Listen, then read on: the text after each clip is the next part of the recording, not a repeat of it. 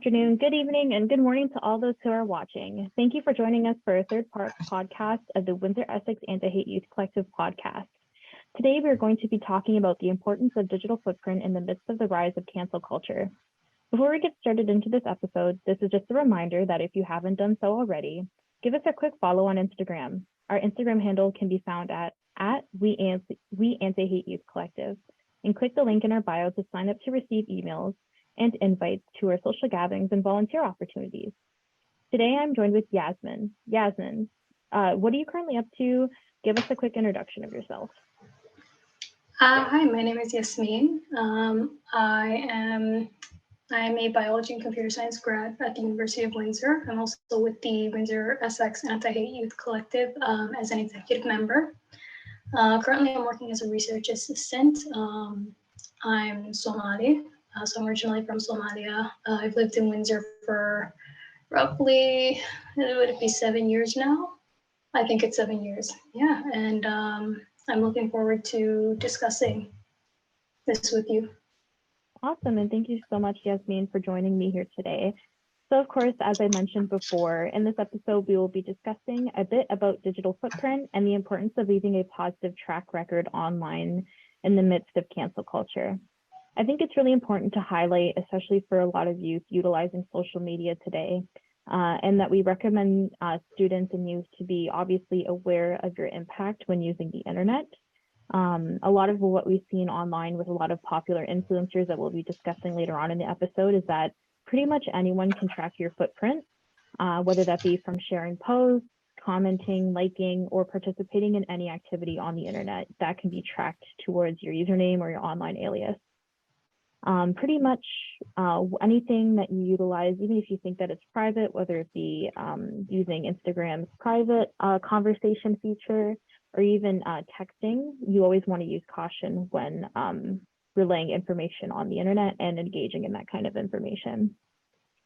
What we've seen, I think, a lot in the past few years, and myself and Yasmin were talking about this, was when we see problematic behavior online, specifically from an influencer, we deem them to be canceled or we want them to be canceled. So it's a large kind of upbringing, especially in the social media world, which is a modernized social phenomenon of people just basically publicly shaming the individual for what they've done that's been problematic online. And it's kind of like the public denouncing of someone's problematic behaviors deemed by the internet.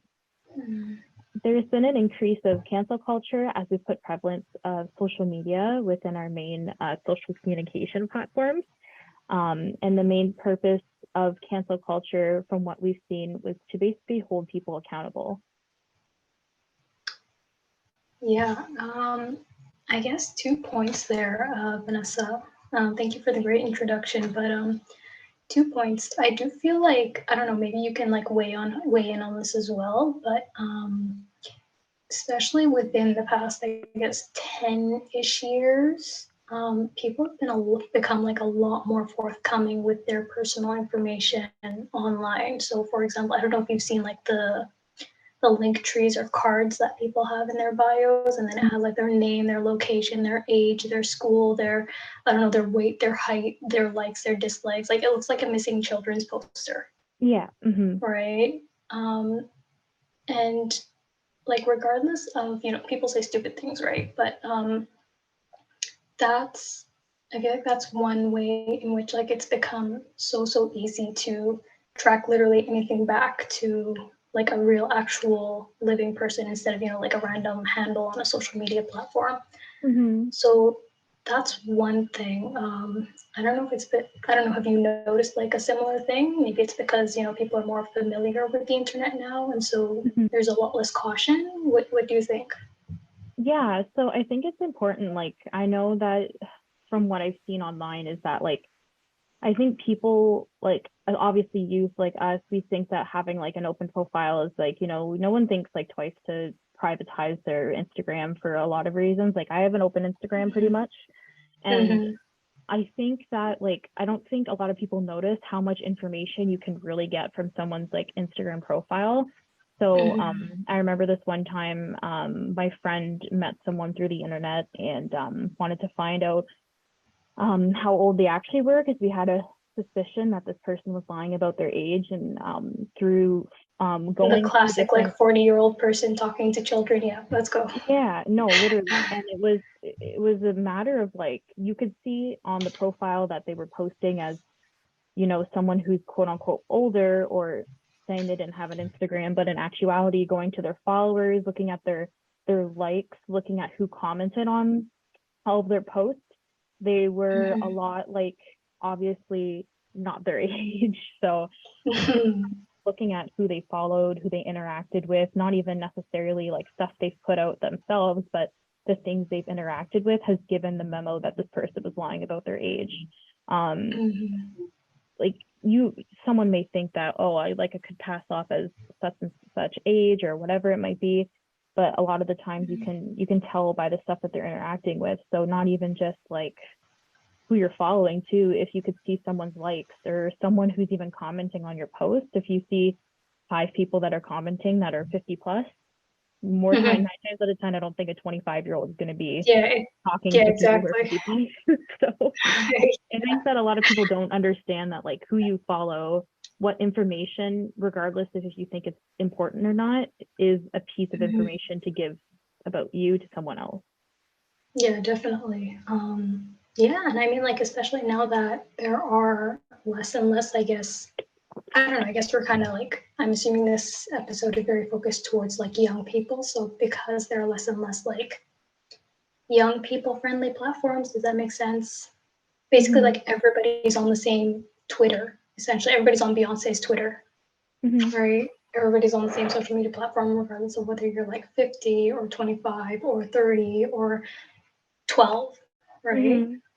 Yeah. So yeah, that's I think a one lot thing of that it has, I think like just to jump off of what you're saying too, like especially with young like individuals, like I'm pretty cautious when it comes online, because like I play a lot of like either video games with my friends and stuff, but if there's even like a slight suspicion with like someone's age is not either where it's younger or older, like there's some type of like social responsibility for that person to, like, if you have a suspicion, act on it, because 9 times out of 10, like you don't want that to be obviously rooted in an issue. But I think a lot of it too has to do with the fact that a lot of people's parents and the ones around them don't understand problematic behavior when it comes to that.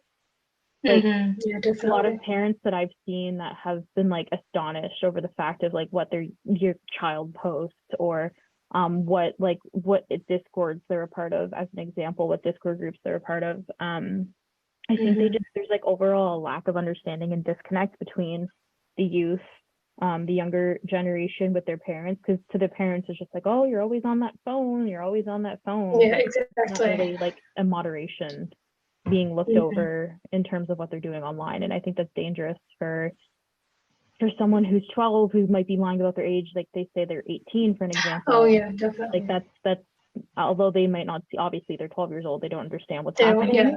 They don't have any idea. Yeah, exactly. But then if you're in a group that's, you know, if they're 20, 25-year-olds in there, it's a very uncomfortable age gap that shouldn't you don't want a 12-year-old in there. I do not want a 12-year-old in my Discord chats. No, for sure. No, and I definitely get that. So I think there's like kind of like a lack of information based with like a lot of youth parents as well, that they don't really understand that what their child's on, if that makes sense. But and especially with like even tweeting and like how easy it is to like basically say something on the app and then forget that you said it. So like even looking back at people's Twitter from years ago, like it's crazy to see some of the stuff that people talk about when you're so young. And when you're young, like obviously like there's an informational gap there, but if you're posting online, like you have a digital footprint that can't necessarily just be erased like that. So I think that's why we see a large impact of cancel culture within our period these days, is because once it's out there, it's out there. And if someone gets a hold of that information, then it basically puts them against everyone. But with like cancel culture and it being so prevalent, so kind of going into cancel culture, if we haven't kind of already discussed it, I'm going to go over a quick kind of definition just for those who are watching who may not be aware of the term. So from medium.com, they kind of say that cancel culture is relatively a new term, as it is primarily a millennial term used on social media. However, the concept of canceling an individual is not new, as cancel culture stems from the notion of public shaming. It is public shaming brought to the online world, although it does differ from online shaming, as cancel culture is mass criticism that promotes complete rejection of the person, community, or belief. This is what canceling is. On the contrary, it is believed that online shaming leaves more constructive criticism for improvement, and cancel culture is largely a mass group public disclosure, which leaves the victim of being canceled with no room for improvement. And canceling is the final and only action of this form of public discourse.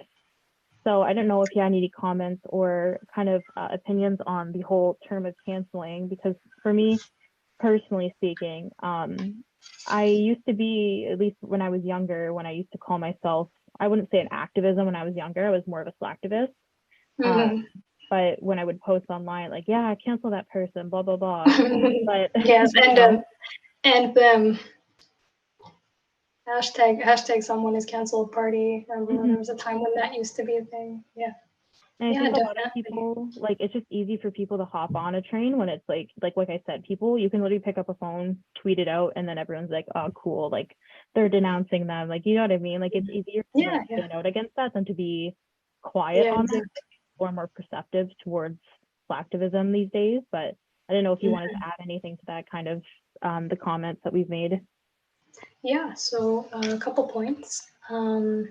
Yeah, so definitely, I think like the point that you made about canceling, quote unquote, canceling people not being a new thing is very important, because there's this perception that, you know, cancel culture is, you know, some new thing that, I don't know, arose because people today are just too sensitive or something along those lines, right? I'm pretty sure it was Socrates who got killed because he was executed because people just did not like it. He got canceled, right? Technically. So that was one point that I guess I personally appreciated that you brought up, because it's important to understand where this behavior comes from. It's not something new. It's not something completely foreign to, you know, human behavior and societies as we know them. The other thing regarding, I guess, like canceling people as like a form of slacktivism,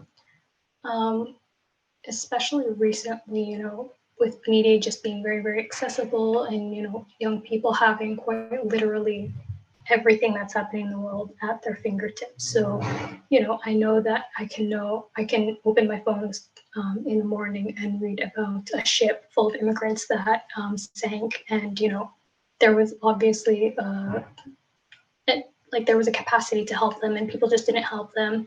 Or, you know, I can read about a fire or an earthquake, or, you know, someone being, I don't know, hate crime or something, like basically all sorts of catastrophes, you know, horrible things that happen. And when you engage with that kind of content on a daily basis, when all of that is at your fingertips, you feel, first of all, you know, it does take a mental toll, right? But you also feel the need to, I guess, do something about it, regardless of what it might be. And so for people who, you know, are already engaging with this news and all this information on maybe social media, the easiest thing to do, like the easiest or most accessible means of, I guess, quote unquote, activism, in the absence of like actual organizing opportunities, which is why the Windsor Essex Anti-Hate Youth Collective is very, very important. To come to our events, join the club. But in the absence of like actual organizing, people invest their energy and their, I guess, spiritual, like their anger into canceling, you know, some random online celebrity or influencer, and then that becomes like their activism, you know, holding these random people online to this standard of complete moral purity. Intersecting with that also, like I also wanted to make a comment on like the idea of holding celebrities accountable. Like I can hold, say, a friend of mine or an acquaintance or a sibling or a family member or whatever. I can hold them accountable because we have a personal relationship, right? They care what I think and I care what they think. And so I can tell this person, like, our relationship is on the line. If you don't change your behavior, if you don't reflect on this, I can tell them why what they're doing is wrong. But especially like in the way cancel culture is, the way it works in contemporary online discourse, it typically has to do with like celebrities, influencers, YouTubers, streamers. I don't know, like generally those people who like the average person doesn't really have any kind of connection with, right? Like, let's say my brother says something racist or I don't know, something terrible or like that, right? And then I can go to him and be like, listen, this is unacceptable. This is why it's unacceptable. And I need you to change this behavior. Otherwise, our relationship is at stake, right? Taylor Swift does not know who I am. Taylor Swift does not care about my opinions, right? So I guess it makes like this whole accountability thing very, very tricky. People say we are canceling these people to hold them accountable. Well, they're not accountable to us, right? To begin with. I think just to kind of go off of like what you said, like I think with celebrities too, and we talked about this before we started the podcast, was like people oftentimes, like for an example, will make a long, strewn out apology saying, I'm so sorry for blah blah blah, like I'll change, I'll be better. But I think with those types of relationships, like if you like for an example, like what you said with your brother, if you see change and they start changing their ways, at least there's some type of accountability being taken. But with I think celebrities, it's hard, and like other influencers, it's hard to kind of see if they've actually changed, because they know for this time to watch what they say, but that doesn't mean that that's not what they're doing behind closed doors, right? So we don't know how they actually are in real life, or if it's a facade. And I think that's what a lot of people have problems with today with a lot of influencers, is that like, and we'll go into this later on in the episode, specifically with like James Charles, for an example. Oh, I'm sorry for grooming people, like that's not what I meant. But then there's like 8-9 different instances after of other people coming out. So like, do you know what I mean? It's just kind of like, you can't hold. Example, if you don't mind me interjecting, but do you remember in 2020 during the Black Lives Matter protests, and people were just posting black squares, and they weren't posting the black squares, but so there's a difference in my opinion. Some people posted the black squares because they quite literally just didn't know what to do, and that's what people said, do this, right? So they were kind of misguided in a way. But I do feel like a lot of people, particularly these types of celebrities, like who had run into issues because they were anti-black at some point or something like that, posted that little square as kind of like a way of deflecting, if that makes sense. No, so it kind of ties into that point about slacktivism, but please continue. No, I get that. And you know what, like I'm even owning up to it. Like I posted a black square for the Black Lives Matter, and I think that's when my activism, like I studied criminology at the university during this time, and I feel like it almost switched to the importance of not just doing online outreach. Because for me, what was frustrating when I posted the square, and at the time I was a part of the Criminology Association, and we did we raised funds for the Bail Project in Detroit, which assisted incarcerated people of color, primarily Black people, who were being incarcerated for protests for the BLM movement, to help provide them for bail, so to get them out. So we raised money for that. Oh yeah, I remember that. I saw that.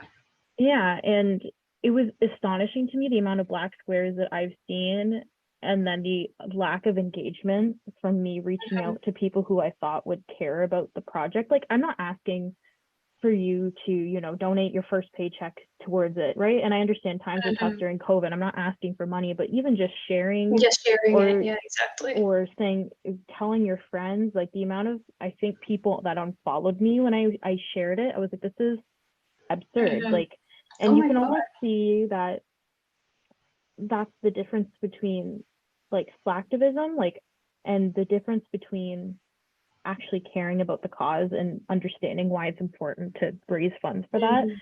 And it was like crazy to see that, because like I've seen all, like almost every single Instagram story that I saw was, you know, the Black Square, or like reposting how to support Black people during the time of the BLM, the Black Lives Matter protesting, and seeing the differential treatment between a local project and just posting it because, you know, you don't want to get under fire, just in case you're not posting about exactly.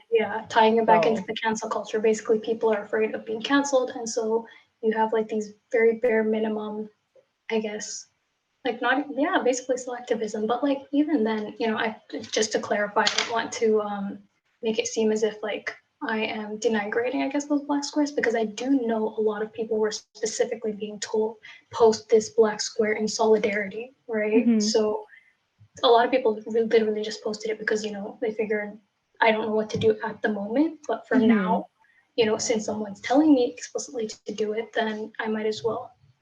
But yeah, definitely at some point it reaches an area where, you know, you're saying, where people are saying basically, if you don't do this, then you're problematic. And so people who don't even really care about the issue are doing it for, you know, respectability, if that makes sense. Yeah, no, for sure. I definitely get what you're saying there with in regards to that. I think like just I think what we have upcoming next is kind of delving into a little bit about different content creators and their influences with problematic behavior online.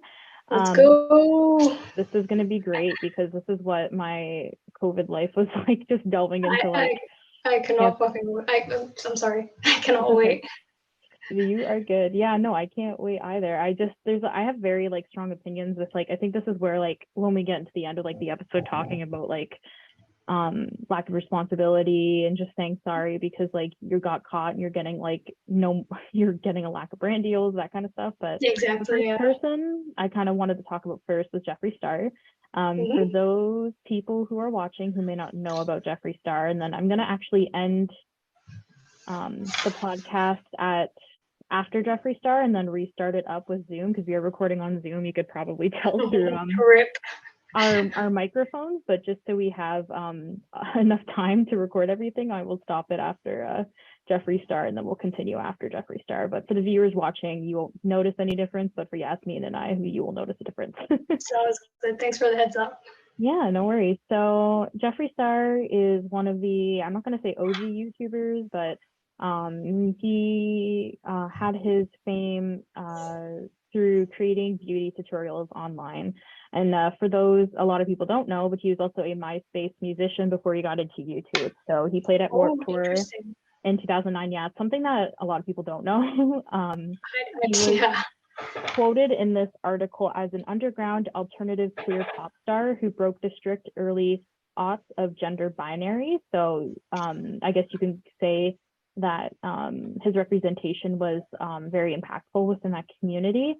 So it says that Star was an androgynous cult internet favorite. Some people followed in the MySpace days. That was before me, but that's a little bit about himself.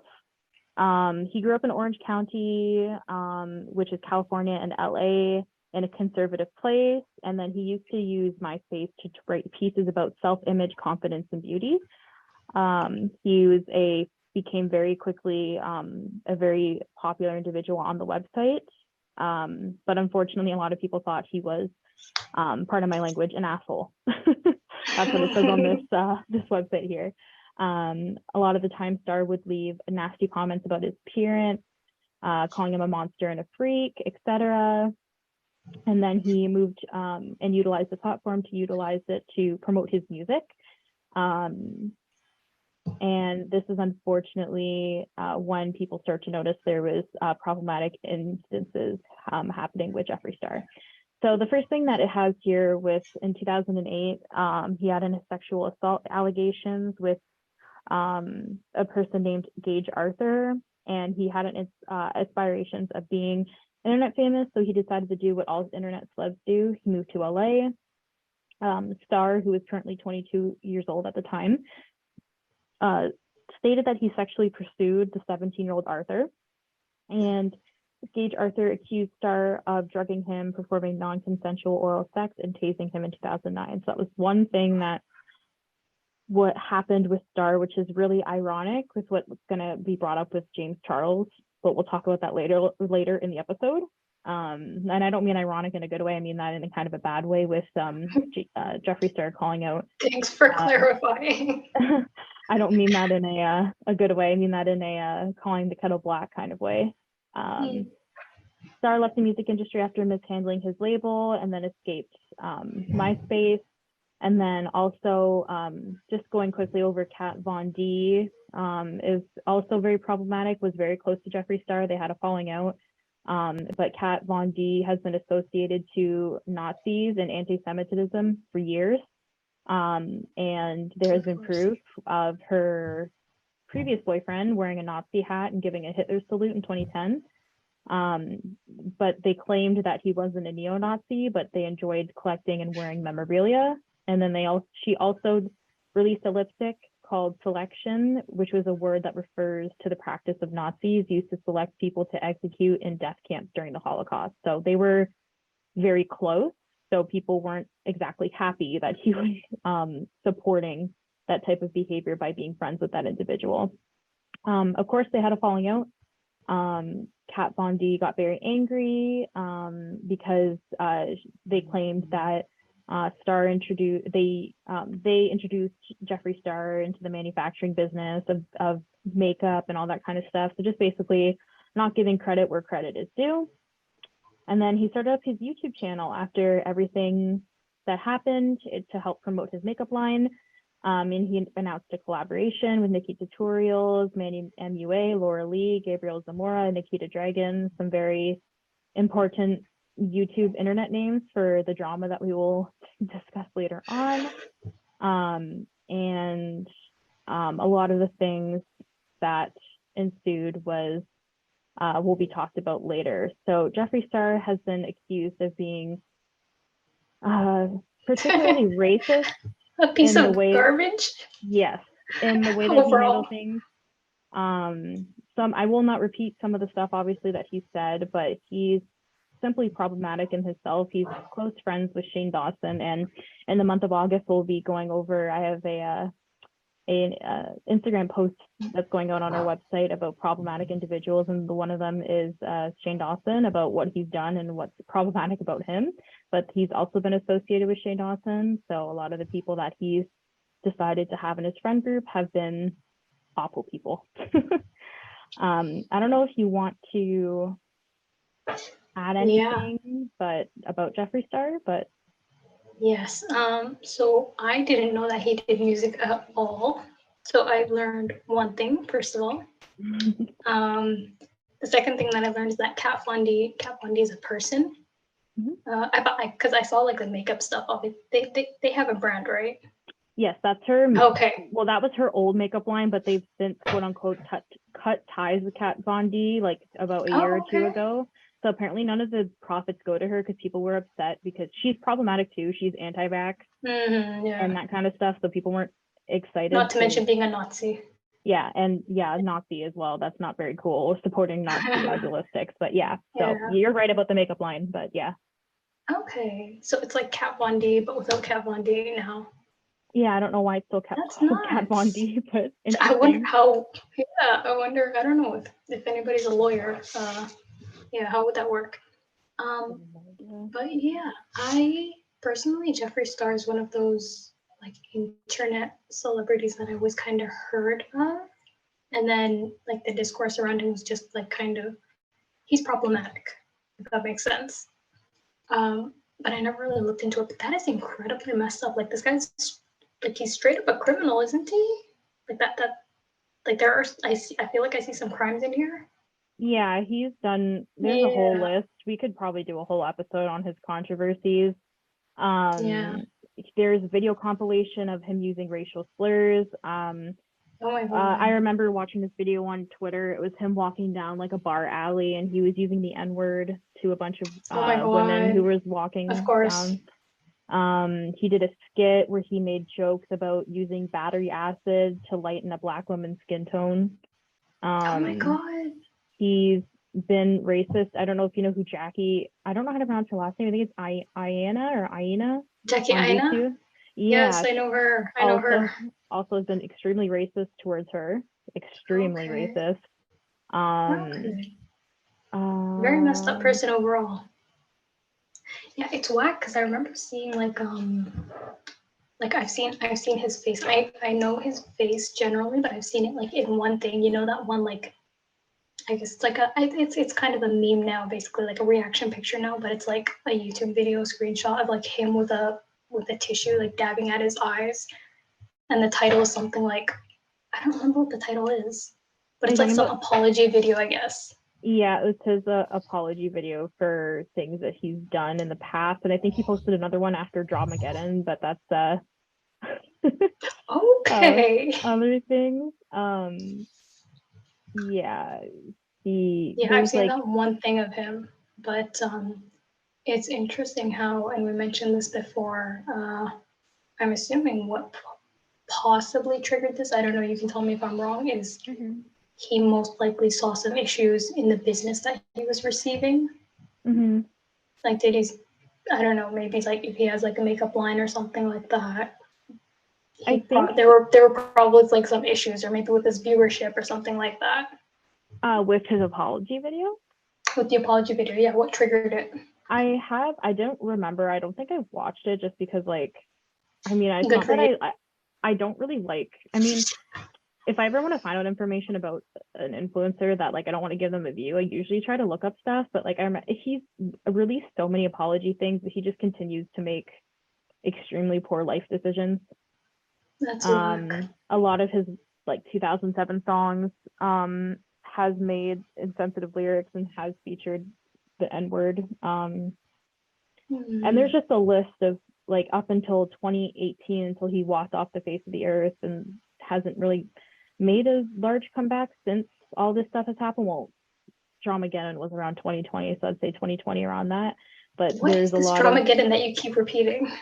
So I'm sorry, I sound like an old ass person. It's okay. So basically what happened with him, so well, the real Dramageddon that I'm referring to, the first one was when Laura Lee, Gabriel Zamora, Manny MUA, and some other person, influencer, I don't remember who the other person is, but Nikita Dragon, they posted a photo of them all flipping off the camera and said, the caption read from, I think it was Gabriel Zamora who posted it, saying, B word is bitter because we're doing better than him. And it was a direct dig at Jeffrey because none of them are friends with him anymore.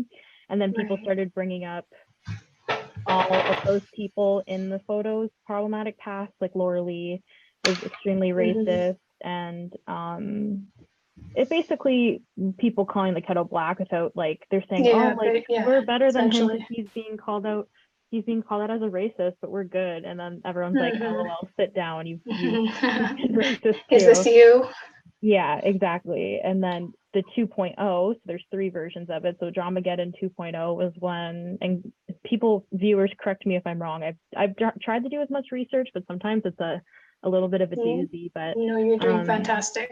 Thank you. I try to remember, but I'm usually pretty good with it. But 2.0 happened. It's not important information anyways. You're gonna forget after this episode. Oh, probably. Yes. Dramageddon 2.0 happened when, do you know Tati Westbrook? She's like the beauty guru. Oh my God, yes, Breaking My Silence. Yeah. That's the one I know about. She released a video about how James Charles was basically, he did a collaboration. We could transition into James Charles if you wanted. Yeah, just to make sure that we don't go over time. Because I feel like a lot of this is going to bleed, like especially the first 2 are going to bleed into each other. Oh, they will. We'll go into James grooming afterwards, but with James Charles, and he promoted Sugar Bear Hair, which is, I think they're associated with Kylie Jenner. Anyways, he promoted Sugar Bear Hair and did a collaboration with them.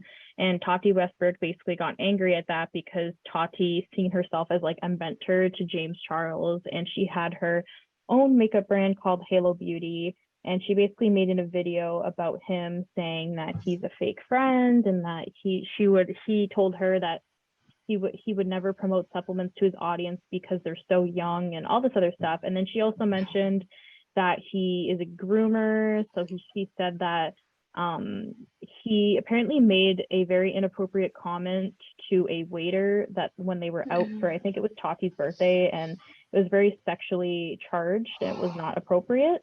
And she just basically started calling him a bunch of names about being a groomer. And then it sparked James Charles's video saying, "I'm not a groomer. This is what happened between Tati and I, blah, blah, blah."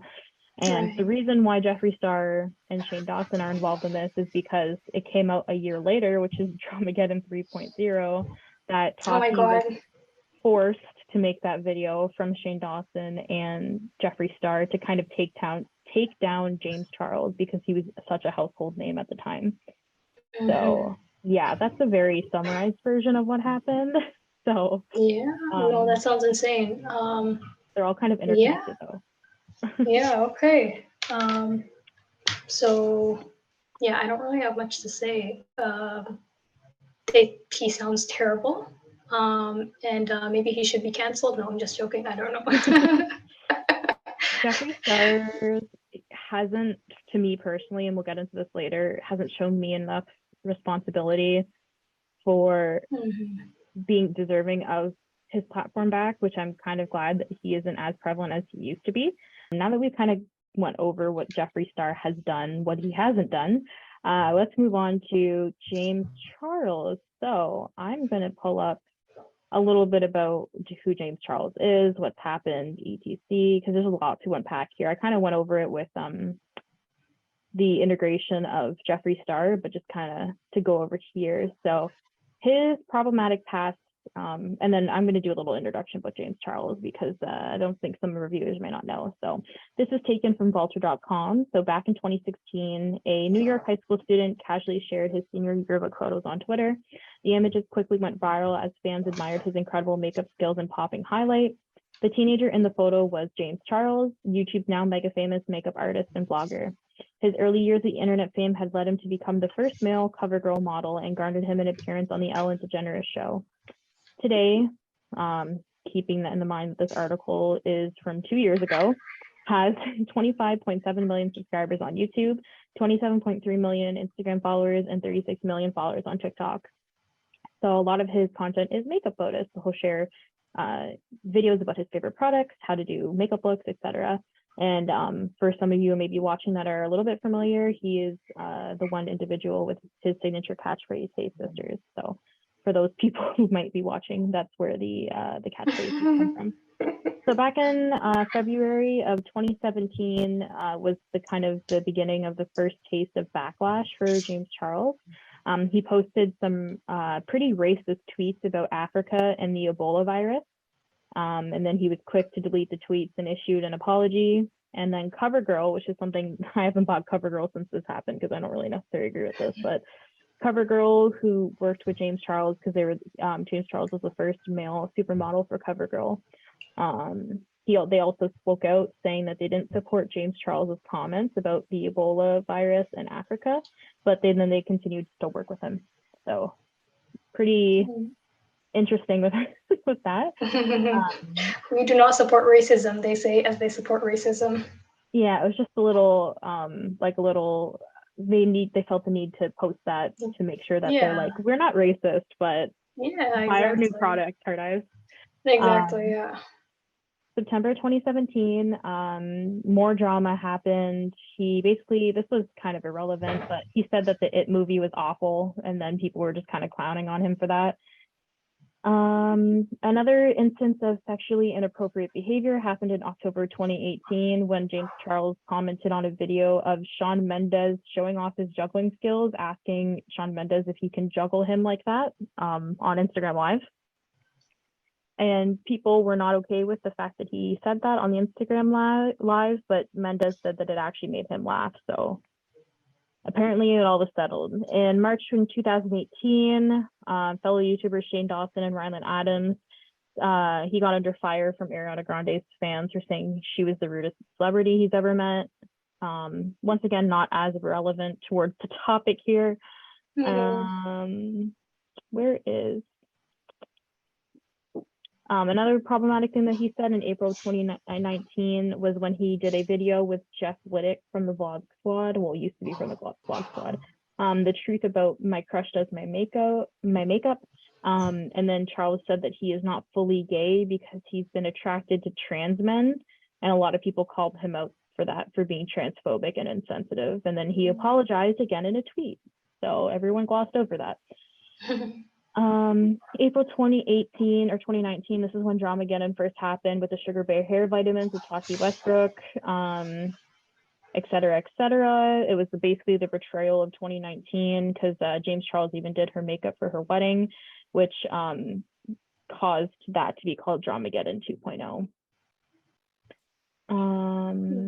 So we went over the Sugar Bear hair stuff kind of already. Basically, Tati in her video said that Charles was sexually manipulative and used his fame against those who refused his sexual advances, basically saying like, you know, stuff like, oh, you're lucky to be with me, like I'm a celebrity, that kind of stuff. So using his power, which we'll talk about later, power imbalances with that. And then Jeffree Star also tweeted in relevance to this topic that there is a reason why Nathan, which is Jeffree Star's ex-boyfriend, banned James Charles from ever coming to our home again. He's a danger to society. Everything Tati said is 100% true. So there was a lot of discourse regarding him being a pedophile in terms of grooming younger individuals. And it kind of like keeps stemming from that. He was associated in June with the Dolan twins. I don't know if you know who the Dolan twins are. I've heard that name. They're just a twin. They're twins. Keep going. Yeah, they're just twins. They don't really like. I never watched them, so it's like I don't really care about them. But exactly, yeah. They were. He was accused of queer baiting the Dolan twins and using inappropriate behavior to kind of like force the twins to become like, I guess, quote unquote gay, if that makes sense. Like he was forcing them into feeling uncomfortable with that. He also posted a video of himself singing a song where he allegedly sung the N-word as a lyric. People were not very happy about that either. He said that he didn't though. So take that with however you'd like. He posted a mugshot trend on social media, and then he was receiving backlash about it because he was making content glamorizing domestic violence and criminal behavior. And June 2020, Westbrook posted the video about breaking my silence, and that when she publicly apologized to James Charles and then basically blamed Shane Dawson and Jeffree Star. And then probably about 8 more instances of 16-year-old boys, 17-year-old boys, 22-year-old boys, 18-year-old boys saying that they, even a 15-year-old teenage boy saying that Charles has engaged in inappropriate conversations with them and on Snapchat. And then his excuse was 9 times out of 10 that he didn't know how old they were, and they weren't aware of his age. So that's kind of the grooming backstory of James Charles. So the one thing I really want to highlight with being online, especially with people, and we talked about this with parents not really knowing how to navigate the online world, is having these conversations that it's not okay to talk. Like if you're 15, 17, it's not okay for you to talk to a 22-year-old. You have no business talking to someone online. But also people who are over the age of 18, and I've told this with my own story of when I worked at Tim Hortons, I was talking to a guy who was 24 at the time and I was 17. And like now that I'm almost that age, I would never look at someone who was like the same age as me at the time. Do you know what I mean? So like it's always a loser who can't get someone their own age. Yeah, it's very weird now that like you see someone who's like, for me, like if I see a 17-year-old, like I'm like, no, like that's a baby. That's a child. Like there's no rhyme or reason for me to be speaking to them like ever, right? So it's just interesting to see that there's individuals like who say like James Charles is his excuse was, oh, they lied about their age, or oh, they didn't Mhm. seem 15 to me, or blah blah blah. But like I've never. Mind you, that's always been the excuse though for groomers and whatnot. Oh, you know, they look grown. They lied about their age. Like even in real life, right? Mhm. I don't know how many people like in high school. There were always like a couple of girls who were involved with like much older men, Mhm.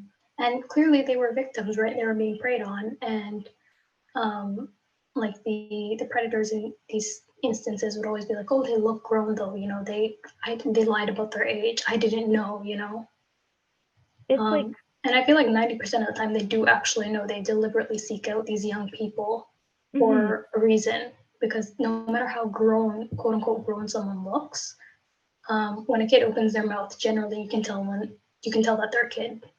Oh, for sure. So for an example, like my partner's younger sister, she looks like she's 20, but she's 15. But when you hear her speak, you can tell she's a 15-year-old. Yep, definitely a 15-year-old. Yeah, Like exactly. there's no one who's 20 or 18 who talks like that. I don't mean that in like an offensive way. I just mean that as like, I feel like people use that 15-year-olds like, don't get offended.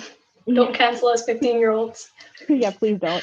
I just don't understand that logic, because like that's the one thing I was talking about earlier with like that person in my Discord group that I ended up finding out was a lot younger than who they thought they were leading on. And I knew from the moment that we were talking like on the mic, I was like, there is no way this person's like that age. There's Exactly. absolutely no way. You can definitely tell with the way that they talk, the way that they express themselves, the way that they speak. Like you can tell. And I feel like that's just like what you said, kind of a poor excuse to pass off the blame and be like, well, I didn't know. You should Yeah, know. There's exactly. a very big difference on how a 15-year-old talks as opposed to a 18-year-old, 19-year-old. Definitely. So. Yeah, absolutely. Another thing that I wanted to mention, you mentioned parents not really knowing. I do feel like technology and like social media as well in general, and like smartphones and all of the things that came with them, they kind of developed so quickly, like at a pace where parents kind of couldn't keep up almost, like Yeah. I would say, you know. And. So for example, like in my own life, my mom will occasionally be like, you know, the immigrant parent, like, when are you getting married, right? Mm-hmm. And she'll be like, you're always looking at your phone. When are you getting married? Because in her head, if I'm always looking at my phone, like the idea that I'm on social media doing random things, or, you know, just doom scrolling, or TLDR wasting time doesn't really occur to her. She thinks like, oh, you know, she's talking to people, obviously, Mm-hmm. right? And yeah, like I guess that example kind of like highlights that gap, I guess, in understanding between maybe older people and their children, if that makes sense. Yeah, for sure. And I think like, Yeah. well, like, I have a perfect example that actually happened to me yesterday. So I was showing my parents my TikTok because my one TikTok blew up like in terms of viewership, and I was showing them like, oh, like this is cool. Like I Yes. would love to like make videos like this and like eventually be paid for it. Like this would be cool. And then my dad was like, oh, so TikTok's not just for people dancing and looking stupid. That's what he said. And I said, no, Oh my like God. there's a huge like audience on there, and like Oh that's yeah. one side of like a social media app that people probably see majority being associated it with, but it's not just like my dad thought it was just for dancing and like posting videos Yeah. of yourself dancing, but it's not. It's a lot more than just that, and there's different audiences. So that shows like my dad's like almost like 70, so that even shows you like he Same. has an idea of like what's happening, but like doesn't understand the other Yeah. parts of it, if that makes sense. So no, I definitely get it. And then like I feel like it's easier, like my mom said too, it's easier for us because we grew up with it, but for them, like they didn't grow up with it. So they're constantly like they don't dedicate their lives towards like when they call their friends, they call their friends on their phones. But for us, like I'll FaceTime my friend, I'll call them on Discord. So like we Yeah. evidently we like adapted with that because that's what we grew up with, right? Exactly. Yeah. So yeah. So Yeah. The James Charles one is it's really interesting because I think that's like the only, I think out of like the list that we have, this is the only person who I actually knew about. I kind of followed the Tati Westbrook, was that her name? yeah. I actually watched her 40-minute video. I was invested in the drama, my friend. Mm-hmm. But one point that I wanted to bring up in this case, and since we were talking about age, I want to note that Tati Westbrook was like a grown woman in her 40s, whereas James Charles at this time was maybe, how old was he, 19, 20? I think he was underage. Like, I think he turned 18 because let me go see how old he is. 1 second. How old is James Charles? I think he's 24. Yeah, he is 24. He's a year younger than or older than me. Okay, so at the time he was probably like 18, 19-ish. He was, yeah, like 18-ish. Yeah, so I feel like one thing that kind of doesn't get brought up is the fact that this guy was like a barely legal teenager, and he was more or less interacting with these adults and all of their, random issues and, all of the nonsense that adults do, like grown people, right? Mm-hmm. Tati herself only really got angry when he didn't, promote her supplements, was it? Like, Yeah. he didn't promote her gummy bears, and so she put this like 19-year-old on fucking blast, Yeah. And so she actually didn't see an issue with his behavior, mind you. She most likely was perfectly fine with the way he was behaving and what he was doing. Mm-hmm. And it only became an issue when, he wasn't supporting her profits, right? And her business and whatnot. Mm-hmm. And then on top of that, like a grown 40-year-old, I feel like this is like, it was kind of surreal to me personally. Like, imagine a 40-year-old sicking like an army of people online onto you. It's just a very ridiculous, it's a very ridiculous like concept to think like to conceptualize. Like, personally, if an 18-year-old, 19-year-old, like I'm not even 40, but say an 18-year-old, 19-year-old wronged me in some way, I mean, I just kind of cut them off. I wouldn't, mobilize my entire internet fandom or whatever to go and, destroy whatever platform they have. It was a very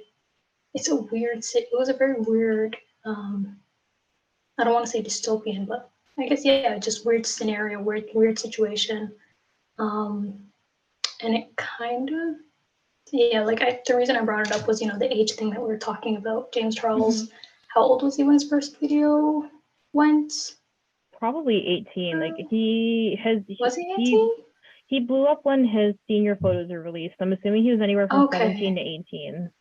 Okay, assuming. 17, 18. Okay, so that's not a crazy amount of time. I was thinking like this is someone who was like online in these spaces since he was 15, but 18, 19, that's not crazy. 18, 17, that's not too crazy. But regardless, it's very weird. And I'm assuming he was also associated with people like Jeffree Star and, the other, I don't know, people in that circle. I'm assuming a good chunk of his behavior is most likely learned as well. I think like another thing, and we talk about this like at the end of the podcast, but we will talk about it, is like the fact that there's like these power imbalances with people too, and like I don't think a lot of people genuinely take like celebrities seriously when it comes to like, so for an example, if you were to see some guy in Windsor date an 18-year-old and he was 38, you'd probably be a little creeped out. But when Leonardo DiCaprio does it, he's doing it because he's cool, right? Who? Yeah, like, yes. I don't understand why people hold different regulations for different individuals, even though the only difference is their wealth and their tax bracket. And it's just weird. Like for me, like if I were to ever become like in that same type of, or that have that much social responsibility like James Charles did, Tati Westbrook, like I used to have 30, 40-year-old friends when I played basketball because we played in an open league, but you didn't see me hang out with them every single day. And, like they weren't dumping like all of their issues on you. Exactly. And I think that's important for, like, I hate to use this term, but people to stay in their lane when it comes to that, right? Like, you shouldn't be, like, I understand that the mentorship, and the next person we talk about actually used this excuse was Miranda Sings, Pauline Ballinger, with her grooming story as well, with everything that's been happening on the internet recently.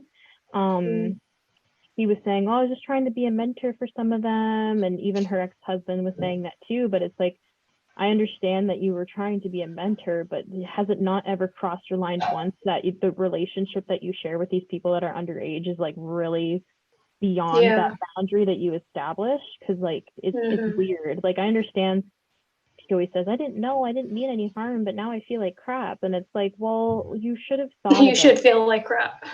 You should, and you're also not taking any responsibility for what's happened. So exactly. Yeah, that's the key.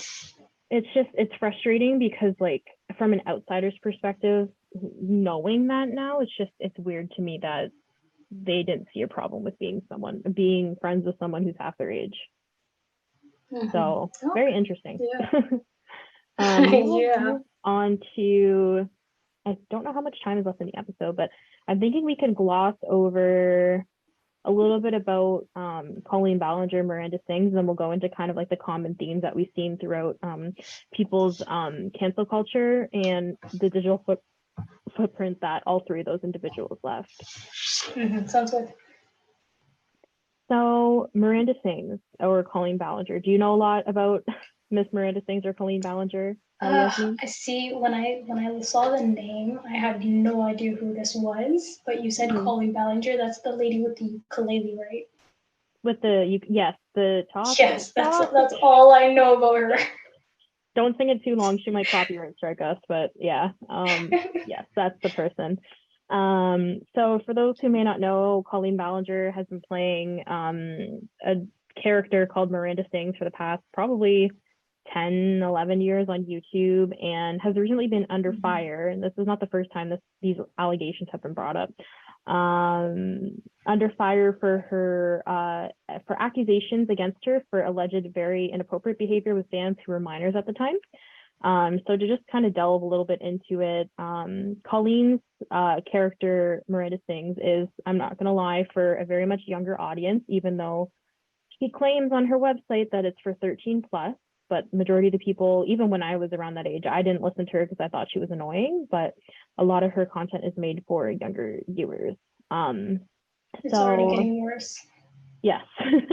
Unfortunately, a lot of the things that she thought was quote unquote funny led to very inappropriate interactions with some of her fans and allegations of grooming with her minor fans.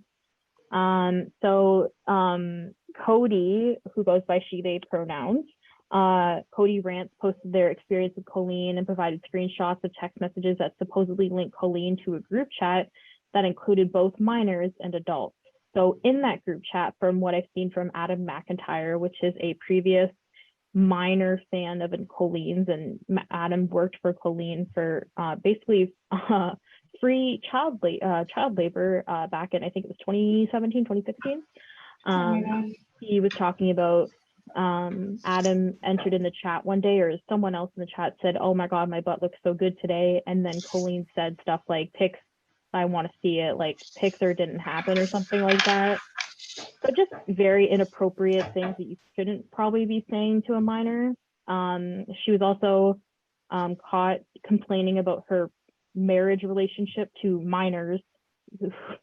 What is it about grown married people and complaining about their marriages to 13-year-olds? That's what I'm saying. And there's a lot of things wrong in that group chat, but it's not, these screenshots aren't in there, but Colleen would ask her fans who are in that group chat very inappropriate questions. So she exploited Adam, so the person I was speaking about before, for unpaid child labor, forwarding her social media accounts when he was 17. And he was also subjected to uncomfortable questions about sex at the time as well, even though he was 17. And then when Adam came out with the allegations back, I believe in 2018, Colleen forced a bunch of people in the group chat, and obviously Adam wasn't in it, to come out against Adam and like denounce and say he was lying, basically. Blah, blah, blah. Just reading what else is in this article. She posted an apology video recently in a 10-minute YouTube video posted on June 28th. She, and I'm not joking, pulled out a ukulele, and began to sing about the allegations. Her entire apology video, where she self-purportedly posted against advice of her publicist, is styled as a quick, quirky little ditty in which she accuses folks of perpetuating rumors about her, and it's called The Toxic Gossip Train, and reveals that the accusations have essentially ruined her career. She made comments in the song directly saying that she would message her fans in a loser kind of way when she was trying to be besties with everyone. She admitted to oversharing, well, allegedly admitted to oversharing in many of her messages, but her tune often pivoted towards the idea and that the facts were overblown, and tried to comment that the people were more interested in the sensation of her downfall than the actual truth. And she states in her song, and I kid you not, "The only thing that I've ever groomed is my 2 Persian cats. I'm just a loser who didn't understand that I shouldn't respond to fans." And then she also said one of her final apologetic statements, "I never had any bad intentions, but I do feel like shit." So this song has become a meme the past probably, I'm going to say 2-3 weeks. People are making fun of her because of how ingenuine, how inappropriate that song is, especially to the victims of Colleen's, we're going to call it her quote unquote negligence, but it is child grooming, and her not understanding the power imbalance that was in play at the time with the age gap between her and her fans. Some of the things that she did, and I wanted to touch on this because like this wasn't talked about in the article, was one of the things she did as Miranda was on stage. She pulled up a minor from the audience and asked him to reach down her pants to grab something, which is once again not funny at all, and that's really creepy and weird. And then another woman came out saying that she had to go on stage and she was embarrassed because she was wearing a skirt with like, I don't know if she's wearing shorts underneath or what it was, but Colleen like spread her legs like on stage and like did some weird things and like made comments. And like these are things that like if you you primarily have like a minor audience, like why would you do that? Oh my God. Like there's a lot of this is ridiculous. Yeah, and she's basically saying, haha, I didn't mean to, I had good intentions, but like just some of the things that were like not considered was that like the things that she did was like really blown out of proportion. And another thing that I know Trisha Paytas was brought into this too. I don't know if you know Trisha Paytas, Yasmin, but she in herself is a bit problematic, but I think I know her. Yeah, I was gonna say yes, she converts to a new religion every now and then, right? Yeah. Yes. Okay. Yes, I know her. she's a bit problematic, but she was quote unquote fans with Colleen, and they just released a podcast together. And apparently, back in the day when Trisha had a subscription service to a particular website, Colleen would show inappropriate, have viewing parties and send photos and mock Trisha Paytas as well, like reposting those photos to her friends and to people in that group chat with the minors. That's whack. Yeah. Okay, yeah, this is kind of insane because I think we've talked about 3 people. I feel like all of them kind of deserve to get canceled, like they should be canceled. Mm-hmm. Yeah. I don't know, like I wasn't sure like how you were gonna top like the Jeffree Star one. I feel like James Charles is kind of tame. I don't know how you feel about that. But like I wasn't sure how you were gonna top Jeffree Star, but like arguably this is worse, right? Yeah, and I feel like it's very hard, like the common things, and then we can kind of go into this now if you'd like. The common themes that I kind of seen from all 3 of the individuals we kind of talked about was overall the lack of responsibility and efforts to move forward and becoming better. There was just no effort on anyone's portion, because usually, like I always tell people, apology without change is just manipulation. So if I don't see you're making an effort to becoming a better person, even though you've known or you have apologized for what you've done, like it doesn't seem that like that person, these people are deserving of it based off of what has happened, especially Colleen, because like this stuff is just, fresh off the YouTube drama list. But her video was awful because it basically slammed and discredited all the experiences those people went through. Yeah. Speaking of changes and whatnot, I'm going to be honest.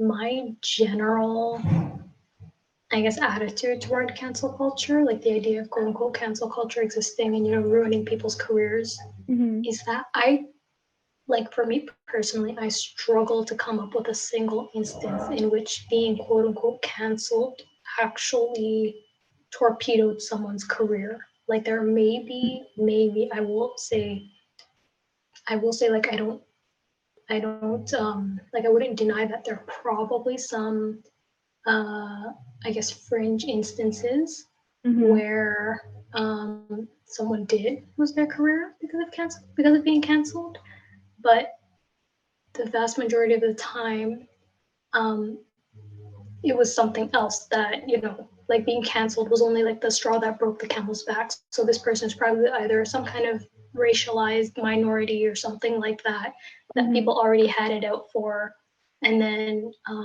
you know, just whatever dirt that could be dug up on them was just, you know, the nail in the coffin, so to speak. But I was looking up like the net worths of these people, these three people that we talked about: Jeffree Star, James Charles, Miranda Sings. So Miranda Sings has a net worth of 35 million right now.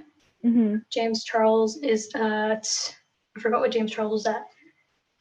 Jeffree Star is at 200 million, and I'm sure James Charles is like somewhere in that general ballpark. But basically, these people don't really lose anything by being canceled. Like maybe people on Twitter are angry at them for a couple months, but they don't ultimately lose anything. In my opinion, do you think that's a fair, I guess, observation? Yeah, because like a lot of what people are saying about, for an example, with like Colleen Ballinger, Miranda Sings situation was like she could have easily just disappeared for a few months and came back and act like nothing was wrong, right? And I think that's what like a lot of people, like especially like Shane Dawson, for an example, took a 2-year break and decided to come back and release a documentary, and like majority of his viewership is tanked, but obviously there's still people who are engaging with that content, right? And then Jeffree Star just invested into other revenues where he knew that he could make men's meat. So he opened a yak, I think a yak farm. And he still has his business, and people are saying like, people like me personally, I don't like to support individuals. Like this is me speaking. I would rather spend my money elsewhere supporting people that I know that have good ethics. Exactly. Yeah. But and that ties back into the accountability point. Like the only way you can technically hold a celebrity accountable is to redirect, you know, your business, quote, I guess, to so to speak, elsewhere, right? Yeah, and and I don't mind, like I said before, like I don't think cancel culture is the end all be all when it comes to digging up people's digital footprint, because I'd like to believe people do change for the better, but obviously if there's nothing that I can like see based off of what they've done over the time they've been like, I guess, MIA, then I don't really want to support that, because to me you still haven't changed. You just decided to take a break because you're under fire, right? Yeah, definitely. I don't get it. Yeah, I think it's more of, I guess, a concern for like normal people, because I do know it's become like an increasing trend to kind of like basically dox people on the internet for something that they said, I don't know, 10, 15 years ago, when they were like 9. So yeah, the average person, I feel like, has a lot more to lose by being quote unquote canceled than a celebrity. And so like it's kind of unfortunate when people speak about cancel culture, when, you know, it becomes a topic of debate or something by like your favorite like right-wing pundit on Fox News or whatever. The examples tend to center on celebrities, content creators, influencers, you know, people who aren't really going to be, people who don't really lose anything by being canceled, if that makes sense. Yeah, right? These people just like take a break, like what we've talked about before, and then everything come back. Exactly. Okay. So, yeah, exactly. And I think Whereas, that's a common theme, like with a lot of these situations, unfortunately. Definitely. Yeah, because, you know, like some random person, like, I don't want to like sound like I probably do sound like I'm excusing racism and whatnot, but I absolutely am not. But people should be held accountable. People should be held to a higher standard. That's something that's absolutely true, like across the board. I'm not gonna lie, I would not care if any of these 3 people lost their platforms entirely because of the racist things that they said. But at the same time, there should be, I guess, some, should I say, like just chance at redemption? Because not everybody's the same person they were when they were 9 years old, right? And so doxing someone because they said I don't know, something shitty on Twitter when they were like 10, 15 years ago, it doesn't really make sense. And it kind of goes back to the point I made earlier about, canceling or like witch hunting people as a form of slacktivism, Mm-hmm. I think it's important to know Yeah. that, like, the one thing that I've seen, like, once again, like, if you see that there's amicable change with that individual, I think that that's where we give recognition to Exactly. people. Like for an example, I know Liza Koshy, she was under fire for creating very negative stereotypes about brown people on YouTube, whether that be with like stereotypical accents, um, Mm-hmm. very controversial. But we see Liza Koshy move forward like with a genuine apology and with action towards eliminating and working towards that. I feel like it's easier to support someone again when you see that they're involved in becoming a better person than opposed to someone who takes a year off, comes back and says, "Hey guys, try out my new lip products," and like you don't know if they've Mm-hmm. been changed or not, right? So Yeah, exactly. They want to sell the lip products. that's just like for an example, Taylor Swift in her debut album said like he put "I'll tell everyone that you're gay" as an example, like in her one lyric, but now Yeah. she has been doing work for a lot of like I think she's done work for the Trevor Project and she's done work for trans folk as well and inviting and giving space for trans folk in her platform, which is really cool. So yeah, I think it's just important to keep in mind like once again like how people can evolve because obviously like people can change if they want to change if they see wrongdoing in their actions without Yeah. their career or some type of other action being at stake. So a lot of people will apologize, like what we've seen online about, oh, I'm sorry, like I didn't mean to be racist. I was going through a tough time. But then you see a year or two later, doing the same thing again. So they don't care. Yeah, definitely. Yeah, it was a dark time in my life, therefore I decided to say 15 slurs. Yeah. Sorry about It that, really guys. helped me. Yeah, sorry about that, guys. Very Yeah. therapeutic. 10 Yeah, 10 would do it no. again. Yeah, exactly. So like I think that's like the difference. Like once we said it, like we talked about reoccurring behavior and the boundaries and the power imbalances. But do you have anything else? I think we're almost up for time here with the podcast. But do you have anything else you'd like to add? Oh my god. Are we gonna we did talk about like the common themes, I guess. Like the Yeah, did I we think we talk went about over that? it. Yeah, Oh, we okay, yeah, kind we of. kind of went over that. Yeah, I guess final thought, I will say canceling from the perspective of someone who engages in like the horde, I guess, like the witch hunt, Mm-hmm, because we have talked a lot about it from the perspective of the person being canceled. mm-hmm, But as someone, at least for me personally, who never really saw an issue, just like you said, with canceling random people on the internet, I mm-hmm, will say it's not a productive use of your time. You mm-hmm, know, yeah, like if you like being more aware of the world and being more aware of injustices and things like that should propel you to productive action. Productive action isn't going after random people on the internet and trying to I don't know, bend them doing into like taking accountability for their actions. Sure, mm-hmm, obviously, if you do not want to support a certain person because of their actions in the past, I think that's perfectly fine, and it's definitely like why support somebody who is racist or is discriminatory or a bigot in any way when you could very easily put that money elsewhere, right? mm-hmm, At the same time, having that kind of thing consume you, and putting your time and effort into trending hashtags and, making, I don't know, very angry posts calling this person out. Again, this person is either a celebrity or it's someone you don't really know on the internet, just a random. I don't think they're deserving of your time to that degree. What would be a much more productive use of a person's time would be actually like looking around you and finding community organizations that actually do anti-racist work. Hint, hint, nudge, nudge. Um, or, or even things like volunteering at a soup kitchen. Helping out with organizations that do work for I don't know, homeless populations or things like that. Right.